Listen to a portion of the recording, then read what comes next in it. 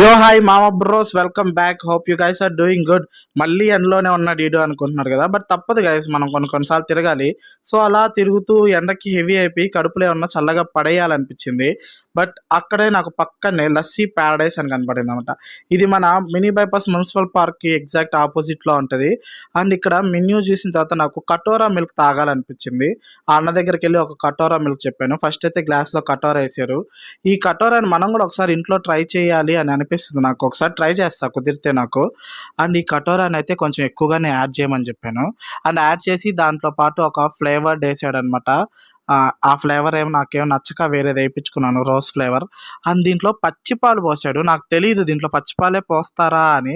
అడిగితే అవును అని అన్నాడు. మీకేమన్నా తెలిస్తే కింద కామెంట్ పెట్టండి. అండ్ ఫైనల్గా మన ప్రోడక్ట్ మన చేతికి వచ్చేసింది. అండ్ దీని ప్రైస్ వచ్చి 40 రూపీస్. బట్ నాకు టేస్ట్ చాలా మంచిగానే అనిపించింది. పాలు మేబీ కొంచెం బాయిల్ చేసి తర్వాత ఫ్రీజ్ చేసి ఉంటే బాగుండేమో ఇంకా అని అనిపించింది. అండ్ దీంట్లో మంచిగా డ్రై ఫ్రూట్స్ కూడా వేసాడు. So guys, bye for now, see you next video. Thanks, నమస్తే ఫర్ వాచింగ్.